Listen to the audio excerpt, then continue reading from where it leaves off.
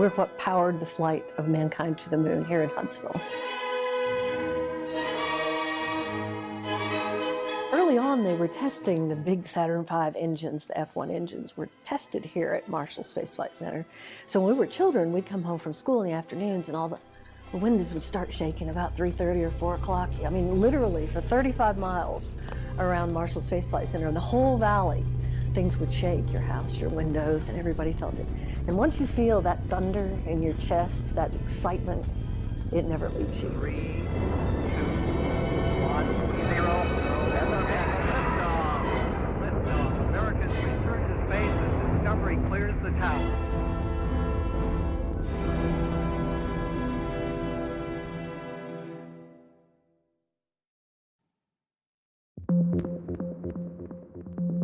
Located in Huntsville, Alabama, the U.S. Space and Rocket Center opened in 1970 as the official visitor center for NASA and showcases one of the most expansive collections of space artifacts in the world. Hi, I'm Dr. Deborah Barnhart. I'm the CEO of the U.S. Space and Rocket Center in Huntsville, Alabama. What most people don't understand about NASA is that each of the centers has an area of expertise. Now, many of the centers do multiple things. In fact, they all do. But largely, Huntsville is known for the propulsion. The training of astronauts is done, as we know, in Houston. And of course, the launching of rockets is done from the Cape. So different NASA centers have different areas of expertise. Huntsville's is getting you off the planet. Well, how did Huntsville become the rocket city? Basically, that's the question. Back in World War II, this 40,000-acre Redstone arsenal belonged to the U.S. Army, as it does today, and it was a chemical weapons repository. When World War II was over, they took away that mission for Redstone Arsenal, so there was a lot of property here available, federally owned property. The Army brought the missile school for the Army here and also established the Army Ballistic Missile Command. So that was in the 50s. And that is the location to which Dr. Wernher von Braun brought his team from Germany and changed history.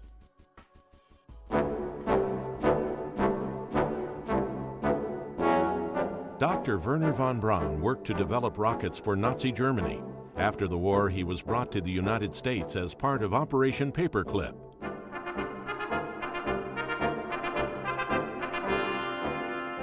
So when they came here to the U.S., for 5 years they were prisoners of peace, as we like to call it, out in White Sands, New Mexico. They were at the missile range out there, continuing work and progressing on this ballistic missile that they had developed during World War II. Eventually, they were sent to the Army's Ballistic Missile Command at Huntsville, Alabama. And at that time, the nation decided that we didn't want to have a defensive space program. We wanted to have a civil space program for peaceful purposes. So the Army Ballistic Missile Command rocketeers, Dr. von Braun, and many American and German scientists were transferred, and NASA was formed from the original old NACA here in Alabama. President Eisenhower came to Huntsville, and they opened the NASA Field Center, named after General George C. Marshall. So this Huntsville is now the home of NASA's Marshall Space Flight Center. After World War II, there was a substantial period of what they called the Cold War. We weren't actively fighting with the Russians, but we were very fierce and formidable enemies for one another. And that came to a head many times throughout the 50s with the Cuban Missile Crisis and other events in political history. That really added fuel to what they called a space race. And the Russians, you know, they were sending up a dog and sending up a woman, and we were sending up monkeys and people, and, you know, it was a real race to get to space first. Well, the Russians beat us to space first, and of course they put up the first satellite, Sputnik. Then very quickly thereafter, we sent up Explorer 1, the first scientific satellite that went up. And we were desperately racing to see who could get to the moon first. Well, as you know, a young President John Kennedy became committed to the project. And I think because of the president's commitment and because of the support of the Congress and because of the genius of the Wernher von Braun NASA team, we were the ones who put footprints on the moon first. That's one small step for man, one giant leap for mankind. Throughout the long history after the moon landing. You know, the Russians realized it was going to be a tremendous expense for them to also engage in a sustained moon program. Even we found out it was too expensive for us to sustain over many years. We had thought we'd be going to the moon all the time, but it was a very expensive program. And so we wanted to learn more about our own planet. And the environmental movement of the 70s created a lot of consciousness about saving our planet and taking care of the environment. So we thought more of an Earth observation laboratory would be appropriate, and we decided to do our own American space station. Well, what we learned during space station was that it too is far too expensive to have an orbiting laboratory that you sustain yourself on your own nation's money. We engaged the Europeans and the many nations in Europe and the European Space Agency, the Japanese and others, to help us by joining in. And Space Station Freedom, which was its original name, then became the International Space Station, with 15 nations joining together to keep this laboratory sustained.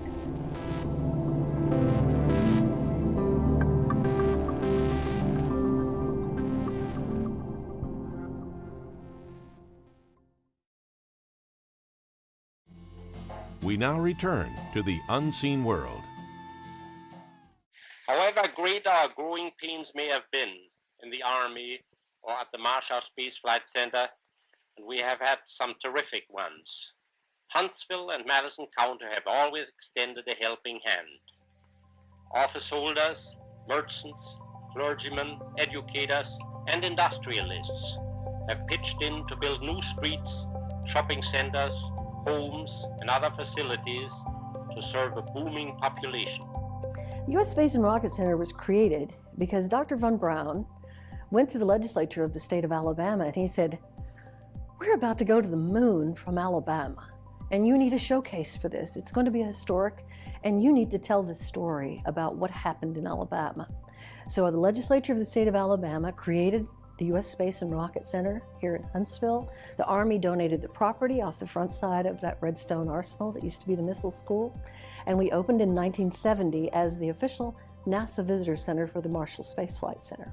Our job is to showcase the work that's going on at NASA Marshall, not just what has gone before, which of course is the moon landing, but what's happening tomorrow. We provided the propulsion for all of the manned spaceflight program, all the way from Mercury through the International Space Station, and now today, we're building in Huntsville America's next great spaceship, the Space Launch System.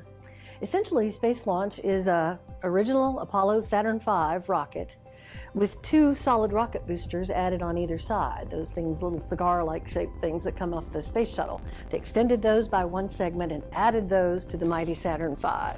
And that's the vehicle that we're building and managing out of Huntsville today that's going to take us back to the moon and onto Mars. You know, a couple of Christmases ago, we had the first flight of the Space Launch System, and we did around the Earth and came back, a couple of turns around. The next flight will be late 2020 is the current projected date, and they'll do what they call the cislunar mission, which will do a couple of Earth orbits, and then they'll do a figure 8 around the backside of the moon. So this will be the farthest that man has ever been from home when we curve around and go to the backside. Then later, we'll be capable of doing operations in lunar orbit, or we'll be able to go up and down to a station on the moon or a station that's near the moon. And that'll kind of be like camping a little way from your home before we set out for that great journey to Mars. One of the ways that the U.S. Space and Rocket Center showcases the work being done by NASA is with the Marshall Space Flight Center bus tour, which takes visitors on a trip through Marshall facilities. The NASA tour wants to take people out to see exactly what's going on today at NASA. So of course, building Space Launch System and all of its parts coming together and testing. That testing is going on here at Marshall Space Flight Center. There's huge test stands where you'll see structural and dynamic testing going on. You'll also visit laboratories like the Environmental Control and Life Support Laboratory, where you see how they do the water generation and purification, the oxygen generation, carbon dioxide removal, how they take care of waste management, the number one question everybody wants to know about how do we deal with waste management, and many other projects. They're also building the solar shield for the next great telescope, the James Webb Telescope. So there's always a lot of things going on at Marshall, and you'll see some of those things on your bus tour. The Space and Rocket Center is also home to a unique national landmark. If you want to see a moon rocket, there's only 3 places in the world you can do that. There's one at Cape Kennedy, there's one in Houston. The one in Huntsville is the National Historic Landmark Saturn V lunar rocket.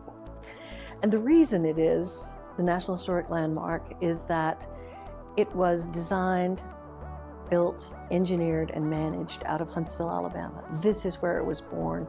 This is where the genius resided that created and built that project and successfully landed people on the moon. So we'd love for everybody to come and see their Saturn V moon rocket.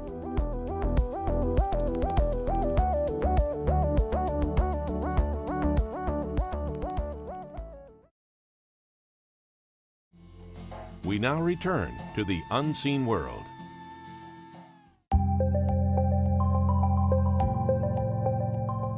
Since 1982, people of all ages have flocked to the U.S. Space and Rocket Center in Huntsville, Alabama, to participate in Space Camp, a multi-day experience that allows trainees to learn what it means to be an astronaut.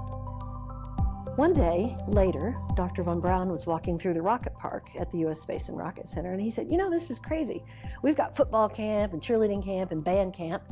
Why can't we have a science camp? Why can't we have a space camp?" So we took that to heart. In 1982, we opened the U.S. Space Camp, and we've had more than 900,000 graduates to date. Space Camp is a completely immersive, week-long sleepover camp. You come in on Sunday, you graduate on Friday. And during that time period, you're put together with a team of people literally from around the world. About 20% of our graduates come from around the world. We'll have more than 1,000 from China, more than 1,000 from the Emirates, from Australia, from England, other places, Costa Rica, all over the world. So you're coming together with a group of your peers from all over the planet. You form a mission team. You learn a lot about the history of the space program. You learn about the fundamental technologies that go behind it. You get the same kind of authentic astronaut training that astronauts get when they go to Houston to fly, of course, at the layman level and for your age group. But we use the same techniques and have the same authenticity in the mission simulations that they do. So the highlight of the week comes when it's time for your missions. And you'll do 2 missions. Each person takes a role in the mission. So on one mission, you may be in mission control while your friends are out on the orbiter or out on EVA doing a spacewalk, or some of them are inside the International Space Station. And in the next mission, you'll switch roles. So if you were on the ground for one role, you'll probably be up in space or out on a spacewalk for the second role. We teach 21st century skills of team building, working together to solve problems, and especially creative thinking and working with other people. The mission of Space Camp is not to make people into astronauts. The mission is to inspire everyone who comes here to be whatever it is that they'd like to become in life, and to show them the path to doing that and to inspire and encourage them in that direction. And we like to tell people, well, yeah, it's great to be an astronaut, it's a lot of fun and it's a wonderful career, but for every person who becomes an astronaut, there's 40,000 other people who are working in the aerospace and defense programs who have to do their jobs properly so that a few people can fly into space at this time. Now, we know that number is going to increase dramatically soon when we start sending civilians and commercial spaceflight up. But we want everybody to know that the whole purpose of Space Camp is just to introduce you to all the multiple different kinds of technologies and interesting things that people can do. We need artists, writers, photographers, public affairs officers, contracting officers, business people, as well as engineers, scientists, and technologists. And Space Camp's not alone.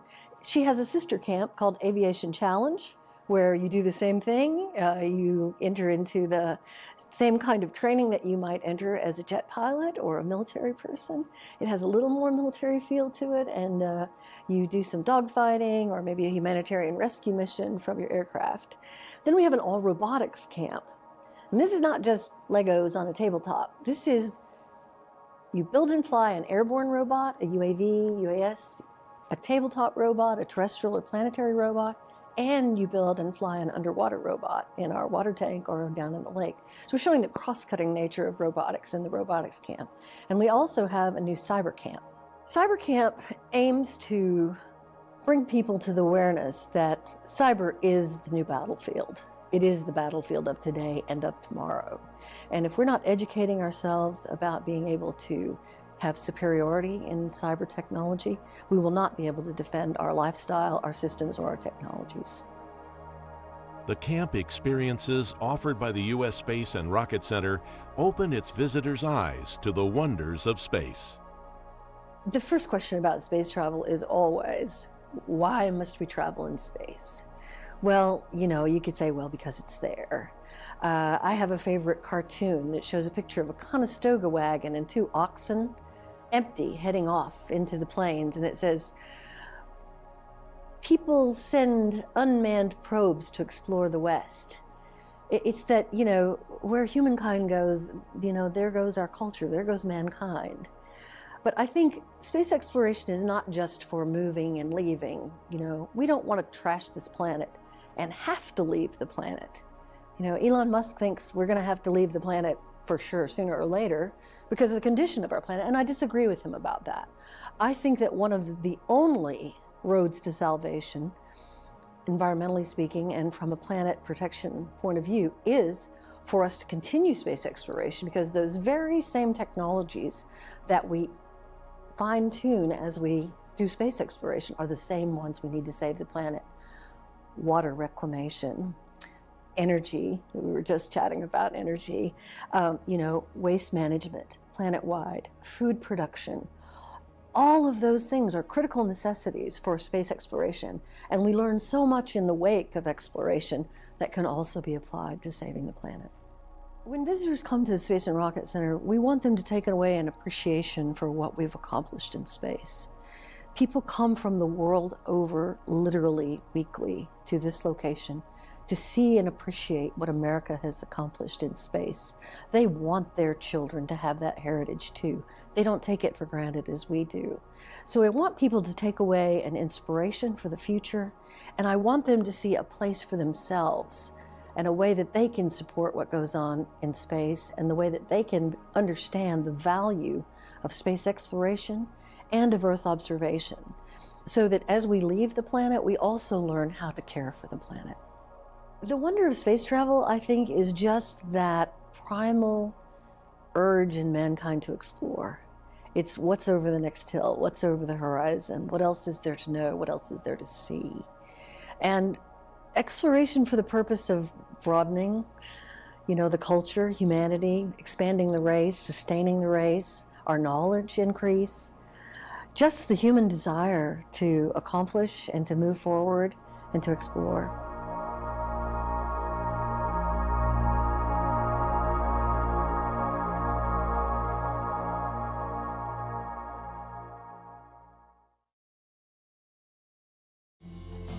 We now return to the unseen world. If you'd like to visit the location featured on today's episode, here is more information. The U.S. Space and Rocket Center is located in Huntsville, Alabama. It's open 7 days a week from 9 a.m. to 5 p.m. Tickets are $25 for adults and $17 for children ages 5 to 12. For more information on current exhibits and to purchase tickets, visit rocketcenter.com.